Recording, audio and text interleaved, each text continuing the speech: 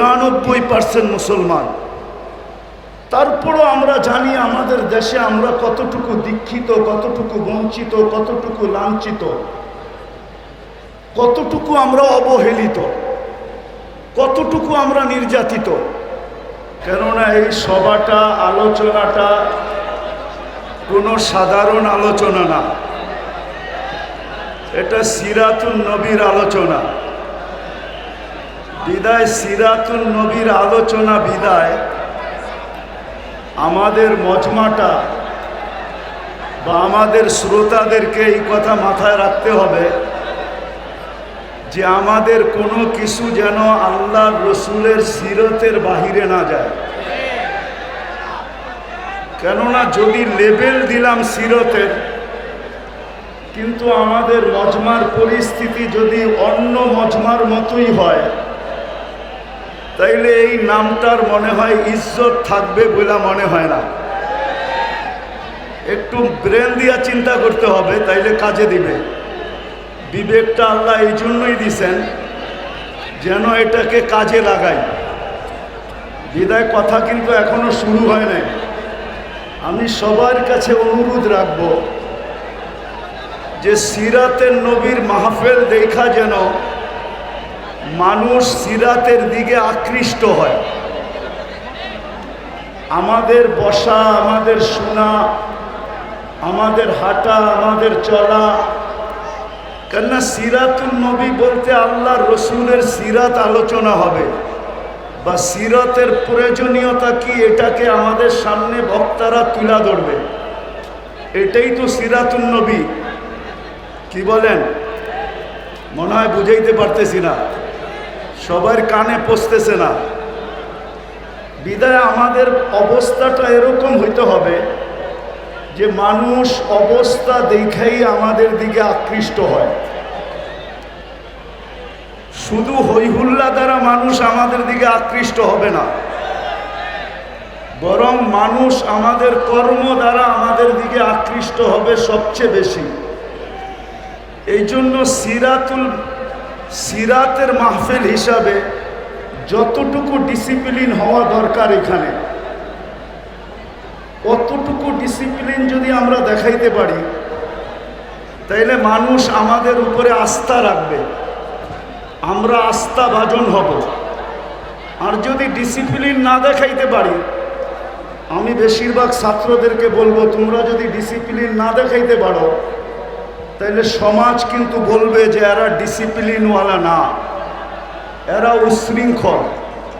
বিদায় পায়ে হাত রেখা বলবো, যতক্ষণ পর্যন্ত এই অনুষ্ঠান চলে আর আমরা যতক্ষণ পর্যন্ত থাকব, ততক্ষণ পর্যন্ত আমরা এরকম একটা ডিসিপ্লিন দেখাবো যে দুনিয়া আমাদের ডিসিপ্লিনকে দেখা আকৃষ্ট হয়, আমাদের কাছ থেকে শিখে।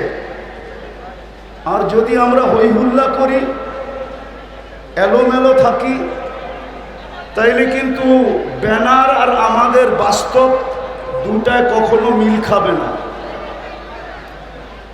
কেননা সত্য এটাই, আজকে দুনিয়াতে 200 কোটি মুসলমান, 70% দুনিয়ার সম্পদ মুসলমানের কাছে। তারপরেও আজকে মুসলমান দুনিয়াতে যতটুকু নির্যাতিত, অতীত ইতিহাস খুঁজলে এতটুকু নির্যাতিত পাওয়া যায় না। কারণটা কি? কি কারণে 200 কোটি মুসলমান হওয়া সত্ত্বেও আজকে সারা দুনিয়ার মুসলমান নির্যাতিত, নিষ্পেষিত, দীক্ষিত, অবহেলিত, ঘৃণিত? বিজাতির কাছে তো কাছে ঘৃণিত বটেই, নিজের দেশেও যেই দেশে 90% মুসলমান, বরং 91-92% মুসলমান যেই দেশে, যেই দেশগুলার অস্তিত্ব ইসলামের উপরে, আজ থেকে না। বাংলাদেশের ইসলাম কিন্তু আজকের ইসলাম না। একটু শান্তভাবে শুনলে মনে হয় বুঝে আসবে। বাংলাদেশের ইসলাম আজকের ইসলাম না। বাংলাদেশের ইতিহাস 200 বৎসরের ইতিহাস না। বাংলা সন দেখলে দেখা যায় যে বাংলাদেশের ইতিহাস কত দিনের। আমি ইতিহাসের পাতা থেকে বলতেছি, বাংলাদেশের ইসলাম কিন্তু আজকের ইসলাম না। আল্লাহর রসুল হিজরত করেন না, তখন 4 সাহাবী বাংলাদেশে চলে আসছেন। একজনের নাম আবু ওয়াক্কাস, আরেকজনের নাম ওহাব ইবনে মালিক, আরেকজনের নাম কাসেম ইবনে হুজাইফা, আরেকজনের নাম উরওয়া ইবনে সাসা। 2 জন এখান থেকে চীনে গেছেন, 2 জনের কবর চিহ্নিত আছে। একজনের কবর চীনে, আবু ওয়াক্কাস রাদিয়াল্লাহু তাআলা আনহুর কবর গোয়াংজুতে এখনো আছে।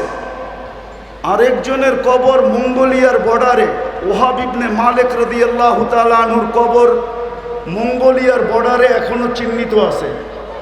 কিন্তু 2 জনের কবর এই মাটির নিচে আছে, কিন্তু কোনো চিহ্নিত নাই। একজন কাসেম ইবনে হুজাইফা, দ্বিতীয় উরওয়া ইবনে সাসা। এই 2 জনের কবর কিন্তু এই মাটির নিচে এখনো আছে। এই জন্য এই মাটির 1400 বছর আগের একটা ইতিহাস আছে, যেটা দুনিয়ার কোনো মাটির নাই। এই মাটির নিচে যতটুক কোরবানি লুকায়িত আছে, ওই যুগে আল্লাহর রসুলের হিজরতের আগে হিজরত করে বাংলাদেশের মাটিতে আসা, এই হিজরতের কোরবানি এই মাটির নিচে লুকায়িত আছে। আর যারা আসছেন এরা একজনও ফিরা যান নাই। শুধু একজনের ইতিহাস পাওয়া যায় তারিখে চীনের ভিতরে।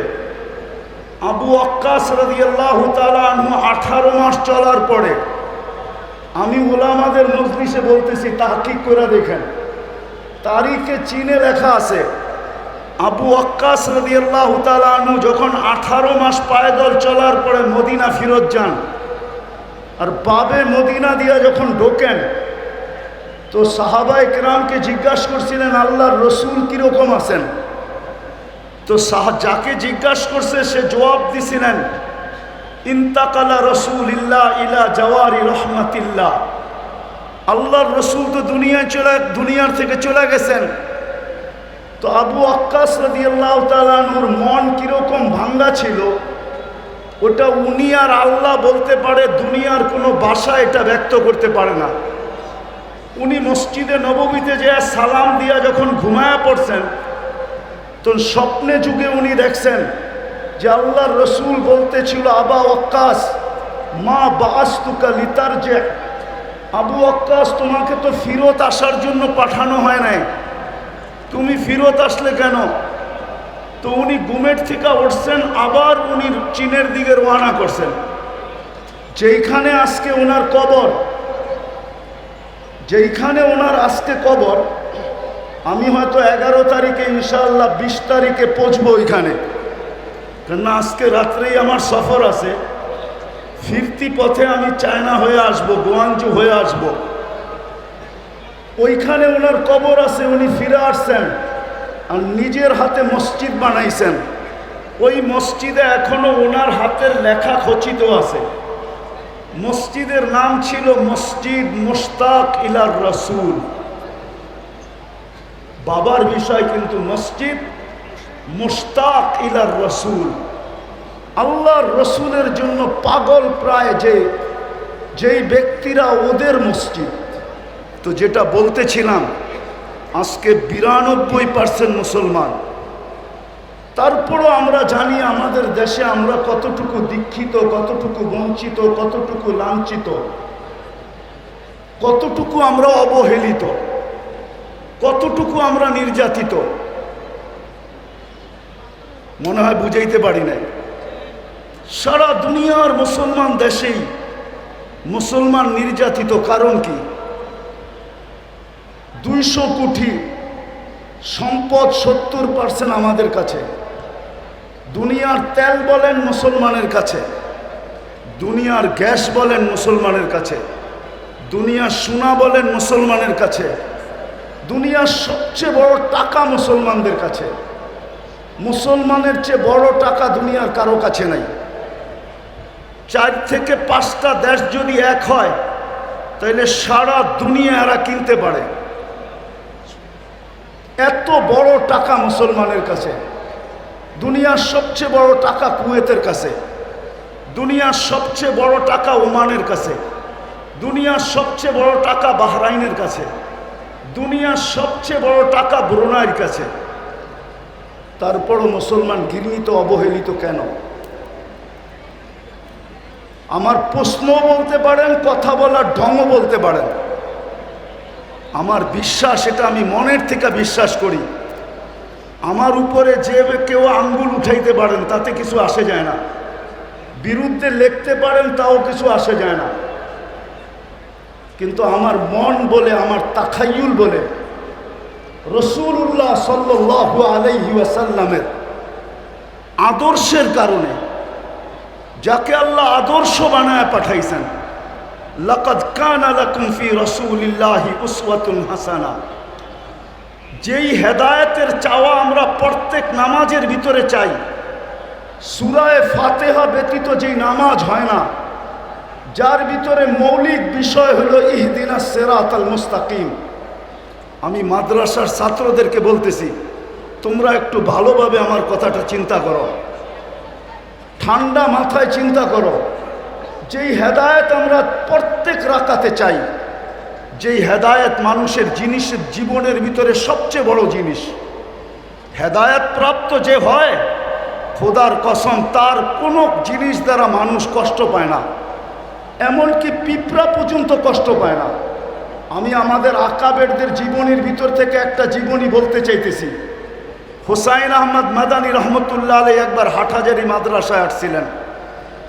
আজ থেকে 50 বছর আগের কথা হবে, কারো মনে আছে কিনা আমি জানি না। আহমদ শফি সাহেব রহমতুল্লাহ আলাইহি যদি জীবিত থাকতেন, তাইলে ওনার কাছ থেকে হয়তো আমার কথাটাকে সত্যায়িত করা যেত। ওই সময় কোনো নলের ব্যবস্থা ছিল না। হাটহাজারীর পুষ্কুনির সিঁড়িতে বৈশা উজু করতে হইতো। হুসাইন আহমদ মাদানী রহমতুল্লাহ আলাইহি উজু করতেছিলেন। পুরান মসজিদের সামনে পুষ্কুনি ছিল, যারা দেখছে তারা দেখছে।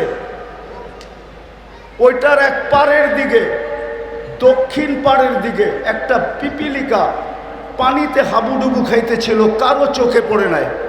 হুসাইন আহমদ মাদানী রহমতুল্লাহ আলাইহির চোখে পড়ছে। উনি উজু ছাড়ছেন, ওই দিকে গেছেন, পানিতে নামতে নামতে হাঁটু পানিকে অতিক্রম করা রান পানি পর্যন্ত নামছেন।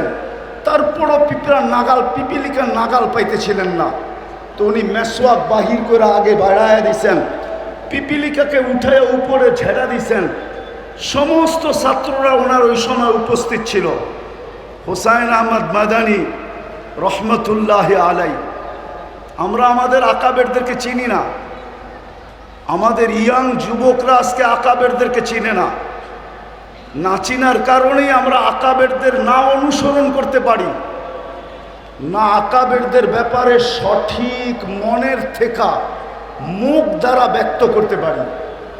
বরং দেখা যায় আমাদের সমাজে ইয়াং বেস আকাবেরদেরকে পর্যন্ত লাঞ্ছিত করতে দ্বিধা করে না, আকাবেরদেরকে পর্যন্ত আঙ্গুল উঠাইতে দ্বিধা করে না। রাগ হও না তোমরা আমার কথায়, মনে উঠলো এই জন্য বলতেছি। ইমাম তিরমিজি রহমতুল্লাহ আলাইহির জীবনী পড়া দেখো। ইমাম তিরমিজি রহমতুল্লাহ আলাইহি লেখছেন যে আমার থেকে বয়সে যে একদিন বড়, তার ভিতরে আমার থেকে 100 গুণ খায়ের বেশি। ওনাকে জিজ্ঞাসা করছে, আপনি এটা বলেন কি করে? বলছে, খায়রুল কুরুনি কারনি, আমাকে বলে আল্লাহর রসুলের জমানার যে যত কাছে হবে তার কাছে তত বেশি খায়। আমাদের আকাবেররা আমাদের আল্লাহর রসুলের জমানার কাছে ছিল, আমি জমানার থেকে আজকে দূরে। আমার মুরব্বী যে বসা আছে, উনি আল্লাহর রসুলের জমানার কাছে আমার থেকে, যদিও আমার দাড়ি পাকা, ওনার দাড়ি পাকা, কিন্তু বয়সে উনি আমার চেয়ে বড়। বিদায় আমি মনের থেকে বিশ্বাস করি ওনার ভিতরে আমার চেয়ে কোটি গুণ বেশি খায়ের রাখা আছে। তো যেটা বলতেছিলাম, হুসাইন আহমদ মাদানীকে জিজ্ঞাসা করছে, হজরত আমাদেরকে বললেই তো পারতেন। তো উনি জবাব দিছিলেন, হাকাদা উমিরনা, আল্লাহর আমর আমার দিকে ছিল, বিদায় পিপিলিকাকে বাঁচানো আমার দায়িত্ব ছিল, তোমাদের দায়িত্ব ছিল না। রসুলের আদর্শ তো আমাদেরকে এটাই শিখাইতেন। আজকে সারা দুনিয়ার মুসলমান 200 কোটি হওয়া সত্ত্বেও দুনিয়ায় বর্তমানে যত আলেম ওলামা আছে 50 বছর পিছে গেলে এত আলেম ওলামা ছিল না। আজকে যত মাদারেস আছে এত মাদারেস ছিল না। আজকে যত হেফজোখানা আছে এত হেফজোখানা ছিল না। আজকে যত খোতাবা আছে অতীতে এত খোতাবা ছিল না। কিন্তু আজকে যতটুক দুর্দশা 50 বছর আগে আমাদের এরকম দুর্দশা ছিল না। কসম খোদার, আমার মুরব্বীরা আছে কিনা জানি না, কাউরন বাজারের সভা ছিল। হযরত মৌলানা আব্দুল গাফফার সাহেব রহমতুল্লাহ আলাই উনি কাউরন বাজারের সভায় বয়ান করতেছিলেন। আমাদের রাষ্ট্রপতি এরশাদ সাহেব পাশে বসা ছিল। উনি তখন রাষ্ট্রপ্রধান। আব্দুল গাফফার সাহেব হাসতে হাসতে বলতেছিল এরশাদ সাহেবকে লক্ষ্য করা যে আপনি আমাদের রাষ্ট্রপ্রধান, আমাদের একটা নীতি আছে, রীতি আছে। প্রথম দিন বাসর ঘরে যদি বউকে দেখতে হয় তাইলে আমাদের দেশে টাকা দিয়া দেখতে হয়। মধ্যখানে শালা শালিরা পর্দা ধরে, জামাই যতক্ষণ পর্যন্ত টাকা না দেয় তো পর্দা উঠায় না, নিজের বউয়ের চেহারা দেখতে দেয় না। আপনি আমাদের রাষ্ট্রপ্রধান হওয়া সত্ত্বেও আপনি আপনার বউকে এরকম খোলা ছেড়া দিলেন কি করে যে এখন একজন রিক্সাওয়ালাও পয়সা ছাড়া আপনার ওয়াইফকে দেখে? ওইটা একটা সময় ছিল, একটা সময় ছিল, খায়রের সময় ছিল। ওনারা আল্লাহর রসুলের জমানার কাছে ছিলেন, আদর্শের উপরে প্রতিষ্ঠিত ছিল। এরশাদ সাহেব শুধু হাসছেন, কোনো প্রতিবাদ করেন নাই, কোনো জিদ বা হিংসা বিদ্বেষ ভিতরে নেন নাই যে আমি স্টেজ থেকে যায়া গাফফার সাহেব তোমাকে দেখাবো তুমি কত বড় আব্দুল গাফফার।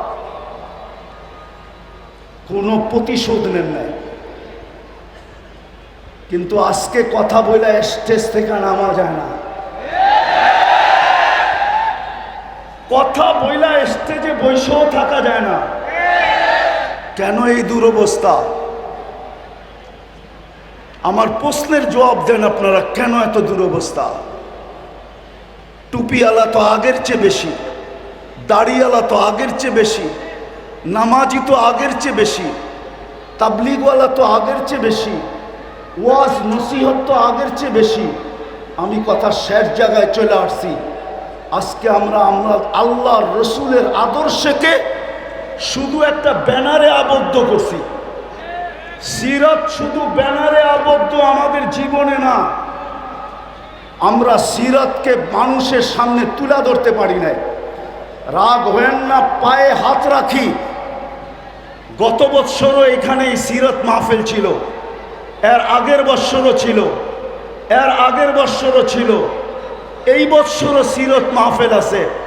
কিন্তু আমি ওলামা তোলাবাদের পায়ে হাত রেখা বলবো, শুধু বৎসরে একটা সিরাত মাহফিল করার দ্বারা জাতির ভিতরে সিরতের আকর্ষণ আসবে না, বরং আমাদেরকে রবিউল আউয়াল মাস পুরাটা প্রত্যেক মহল্লায়, প্রত্যেক মসজিদে, প্রত্যেক গলিতে, প্রত্যেক এলাকায় সিরতের প্রয়োজনীয়তা যদি মানুষের সামনে তুলে ধরতে পারি, সিরতের উপকারিতা যদি মানুষের সামনে তুলে ধরতে পারি, যে সিরতের দ্বারা আল্লাহর রসুলের আদর্শ দ্বারা যদি আদর্শবান হই তাইলে আমাদের সমাজটা কীরকম হবে, এই চিত্রটা যদি আমরা তুলে ধরতে পারি তাইলে খোদার কসম হইতে পারে আমাদের সমাজ এরকম হবে যে এই সমাজটা সারা দুনিয়ার ভিতরে মডেল হিসাবে রূপান্তরিত হবে। যদি সারা রমজানে যদি পুরা রমজানে ফাজাইলে রমজান পড়া হইতে পারে, হজের মাসে যদি পুরা মাস ফাজাইলে হজ পড়া হইতে পারে, তাইলে রবিউল আউয়াল মাসে প্রত্যেক মসজিদে কেন সিরাতের কিতাব পড়া হয় না? আমরা সবাইকে সিরাতের কিতাব পড়তে বলি না কেন? সবচেয়ে ছোট একটা সিরাতের কিতাবও তো পড়তে বলতে পারি। সিরাতে খাতিমুল আম্বিয়া সবচেয়ে ছোট সিরাত, আমরা কেন আমাদের যুবকদেরকে উজ্জীবিত করতে পারি না? আমাদের যুবকরা সারা রাত্র নেটের ভিতরে থাকে, আনলিমিটেড সারা রাত্র ব্যয় করতে থাকে, অথচ অল্প একটু নেট খরচ হবে সিরাতে খাতেমুল আম্বিয়া পড়তে। আমরা কলেজের ছেলেদেরকে কেন হাতে পায়ে ধরে উদ্বুদ্ধ করতে পারি না? কেন স্কুলের ছেলেদেরকে পারি না? কেন ইউনিভার্সিটির ছেলে মেয়েদেরকে পারি না? আমার কথা একমত হবেন কি হবেন না জানি না। আমি দুনিয়া ঘুরা বলতেছি, আমি আপনাদের স্বাধীনতা দেখি নাই, কেননা আমি জুলাইয়ের 18 তারিখে চলে গেছি। আমি আগস্টের 18 তারিখে বাংলাদেশে আসছি। আমার সফর ছিল ইংল্যান্ড, কানাডা, মিশর, সৌদি আরব হয়ে আমি দেশে আসছি।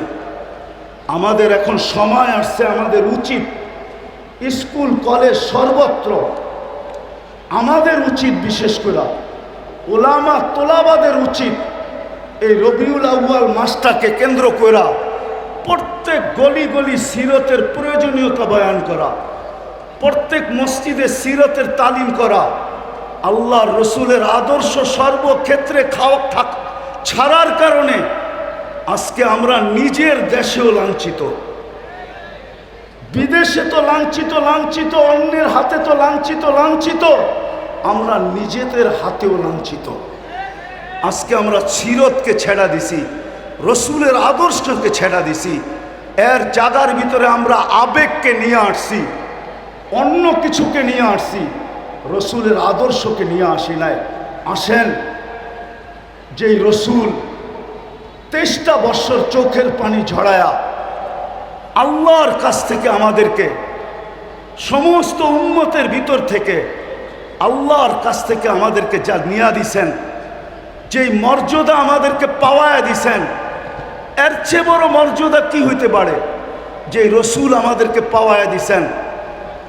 সুহাদা আলান নাস, এতটুক শব্দের ভিতরে যদি ডুব দেই তাহলে দেখা যাবে আল্লামা জালালউদ্দিন সুয়ুতি রহমতুল্লাহ আলাইহি লেখছেন, এই উম্মত কিয়ামতের দিন আল্লাহর পক্ষে সাক্ষী হিসাবে আল্লাহর পাশে দাঁড়াবে। সমস্ত উম্মতের উপরে আল্লাহ আমাদেরকে সাক্ষী হিসাবে গ্রহণ করছেন, নিজের পক্ষে নির্বাচিত করছেন। এর চেয়ে বড় সৌভাগ্য কি চান? কিন্তু প্রশ্ন যদি উঠে আমাদের পক্ষে কে, তো আল্লাহ তো এটাও বলে দিছেন, ওর রসুল শাহিদান আলাইকুম, আমি বন্ধুকে তোমাদের পক্ষে দিয়া দিছি আর তোমাদেরকে আমার পক্ষে নিয়ে নিছি। বিদায় আসেন আমরা আজকের এই মাহফিল থেকে অঙ্গীকার করি, আর এটা না হওয়ার কারণে রবিউল আউয়াল মাস ব্যাপী প্রত্যেক মসজিদে, প্রত্যেক গলিতে, প্রত্যেক মহল্লায়, প্রত্যেক গ্রামে, প্রত্যেক ইউনিয়ন, থানা, জেলায় সিরাতের চর্চা না হওয়ার কারণে রবিউল আউয়ালের নামে হাজারো আগাছা সমাজে ছড়ায় গেছে। যতই চিৎকার দেন, এই চিৎকারে দিলের মহব্বত বাহির করা যাবে না। যদি মহব্বত বাহির করতে হয় তাইলে ওইটাকে আগে ডিলেট করতে হবে, আর নবীওয়ালা মহব্বত দিয়া ওইটাকে ধুইতে হবে, নাইলে এই আগাছা দূর করা যাবে না, যে আগাছা রবিউল আউয়ালের নামে বাংলাদেশে ছড়ায় গেছে। আপনি বলবেন, আপনি যে প্রবচন দিলেন যে সারা মাস প্রত্যেক মসজিদে সিরাতের তালিম, সিরাতের আলোচনা, গলিতে, মহল্লায়, হাটে, বাজারে, প্রত্যেক গ্রামে, এরকম কি দুনিয়ার কোনো দেশ আছে? আমার সাথে চলেন, আমি আপনাদেরকে দেখায় দেব। আমি ওই দেশে গেছি, একবার যাই না, 6 বার গেছি। আর একবার আমি ওই মহফিলে নিজে গেছি। আমার যাওয়ার কথা ছিল 1 সপ্তাহ পরে, আমাকে ওনারা চিঠি পাঠাইছেন, আমাদের এখানে 1 মাস সুদানে সিরতের আলোচনা হয়, টানা 1 মাস, রবিউল আউয়ালের 1 থেকে নিয়ে 30 তারিখ পর্যন্ত। আপনি যখন আসবেন তো 1 সপ্তাহ আগে আসেন। আপনি আরবি না বলতে পারলেও ভাঙ্গা ভাঙ্গা যা বলতে পারেন, আমরা আপনার মুখ থেকে কিছু শুনতে চাই। এখনো আপনি সার্চ দিয়ে দেখতে পারেন, সুদানে 1 মাস সিরতের চর্চা হয়, সিরতের 1 মাস। আপনারা আর কয়জন? এক এক মজমায় 4 থেকে 5 লক্ষ লোক থাকে। চলেন, আমি ইয়ামান 4 বার গেছি। ইয়ামানে 1 তারিখ থেকে 30 তারিখ পর্যন্ত, মাসের শেষ পর্যন্ত প্রত্যেক মসজিদে সিরতের চর্চা হয়। দুনিয়ায় আরো দেশ আছে, মরক্কো, জাজায়ের, টিউনেসিয়া, মরিতানিয়া, সারা মাস সিরতের চর্চা হয়। আজকে যদিও আমি আসার ছিলাম না, কিন্তু এমাদউদ্দিন সাহেবের বারবার ফোনের কারণে আসছি। আমি রাত্রেই চলে যাব, আমার সফর কোরিয়ায়। কিন্তু আমি আসছি আপনাদের কাছে শুধু এই দরখাস্তটা রাখার জন্য।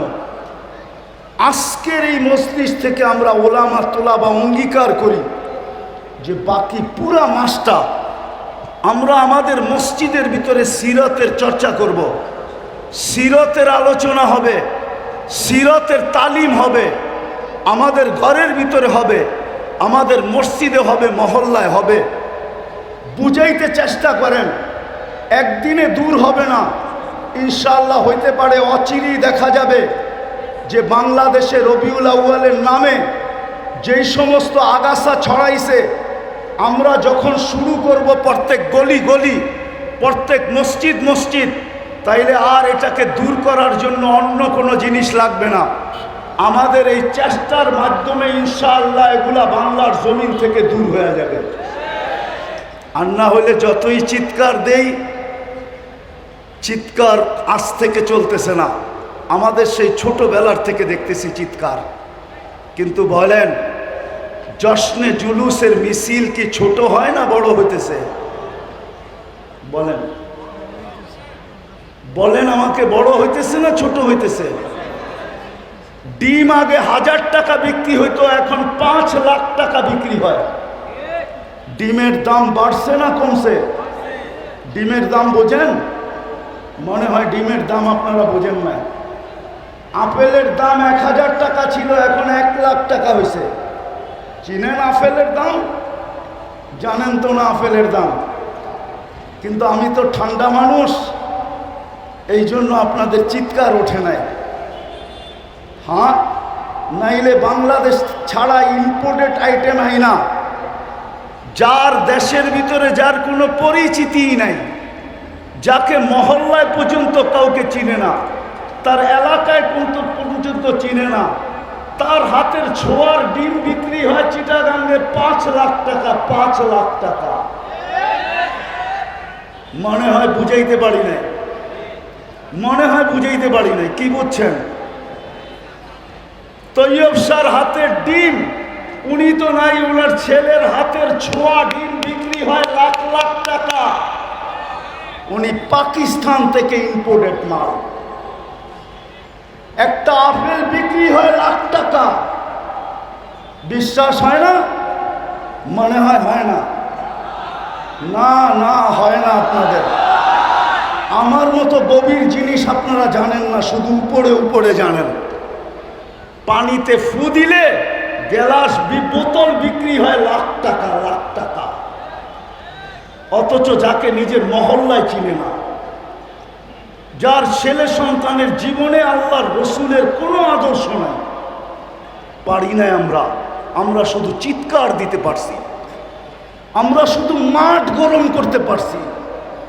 রসুলের আদর্শ আজকে বুলুণ্ঠিত। আমাদের জীবনে ঘৃণিত, দীক্ষিত, অবহেলিত, লাঞ্ছিত, বঞ্চিত।